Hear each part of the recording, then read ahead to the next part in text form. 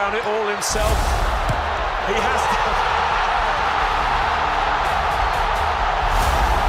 Well, this truth is stranger than fiction. Here's Messi! McAllister lines it up, saved by Zidane! Messi trying to find the room! Lionel Messi! Lionel Messi! Messi receives the ball, and for a fraction of a second, the stadium doesn't react. It already knows. Something is coming. Not hope, not surprise, certainty. But this certainty didn't appear overnight. It was built over years, over finals, over heartbreak, over redemption, over a career that reshaped football itself. Argentina once searched for a hero. They found a boy from Rosario. And unknowingly, they built their entire football identity around him. At first it made sense. Messi was different. Faster thinking, cleaner execution, quieter brilliance. But over time, something subtle changed. Argentina didn't just use Messi, they started depending on him. Not emotionally, tactically, structurally, systematically. And that is where the story becomes complicated. Because when a team builds around genius, they stop building alternatives. Messi turns. One touch. A defender shifts late. Not because he is weak, but because the outcome feels familiar. And Argentina move, automatically, like a reflex, not like a plan. But here is the first uncomfortable truth.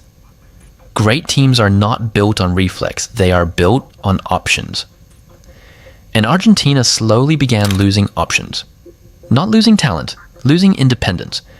People outside Argentina see trophies, World Cup champions, Copa America winners, a golden generation fulfilled. But inside elite football analysis, a different picture appears. Because every attack, every transition, every difficult moment still passes through one reference point. Messi. Not always physically, but mentally. In decision making, in instinct, in pressure moments. And that creates something rare in football. A central dependency node. Messi drops deeper. Now he is not just a forward, not just a creator. He becomes the decision engine. And Argentina adjusts around him, without instruction, without planning, without resistance. That is what makes it dangerous. Because systems that form naturally are harder to break than systems designed intentionally. But systems built around individuals always carry a risk, because individuals are not permanent. Argentina are not weak without Messi. That is the misunderstanding. They are incomplete without clarity, because clarity in football means who creates, who controls, who decides, who finishes. And in Argentina's case, too many of those answers still overlap into one name, Messi. But here is where the narrative shifts. Because the real issue is not Messi's ability, it is his presence. When he is on the pitch, everything becomes familiar, predictable, comfortable. And comfort in football is dangerous, because pressure removes comfort instantly. Modern football is not built for dependency. It is built for systems. Rotation, adaptation, multiple threats. Teams like France, England, Spain, Brazil, they do not rely on one decision maker. They distribute pressure, they distribute responsibility. Argentina still orbit differently.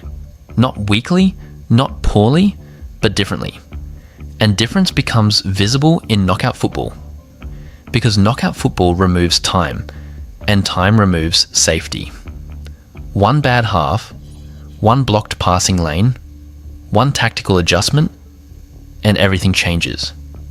Imagine a World Cup knockout match. High pressure, no second chances. Stadium shaking. Every pass watched. Every mistake amplified. Messi drops into midfield, looking for control, looking for rhythm, looking for space that is slowly disappearing, but the space is not there. The game is compressed, lines are tight, opponents are prepared, and for the first time, the automatic solution is delayed. That is the moment Argentina fear. Not defeat, delay. Because delay forces something new, and something new requires structure, not instinct. This is where Argentina's future becomes critical. Because every great football nation faces this moment, the transition point, when the legend is still present, but no longer the foundation. Young players begin to rise, systems begin to shift, responsibility begins to spread. But Argentina are still in between, not old, not new, not fully transformed. And that in-between phase is the most dangerous phase in football history, because eventually, the game will force Argentina to answer something unavoidable, not whether Messi is great. That is already history, but whether Argentina can exist without building every idea around him. Because World Cups are not won by dependence. They are won by depth. And depth is tested when pressure removes your first option. Messi takes another touch. The crowd reacts instantly. Not because it is surprising, but because it is expected. And expectation is the final stage of greatness. After that comes transition. And Argentina are standing exactly there, between eras, between identities, between certainty and uncertainty. One day, the ball will still move, the team will still attack, the system will still function. But the decision will not always go through him. And that is where football changes permanently. Not loudly, not dramatically, but completely. Because every era ends the same way, not with collapse, but with replacement. And Argentina's biggest challenge is not winning with Messi. They already know how to do that. It is learning what comes after. Because the most dangerous moment in football is not when a legend is gone.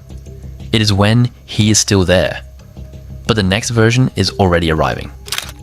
And that is why this story is not about decline, not about weakness, not about failure. It is about transition, and transition is always unpredictable. And that is why Argentina's biggest problem is Lionel Messi. And that is terrifying.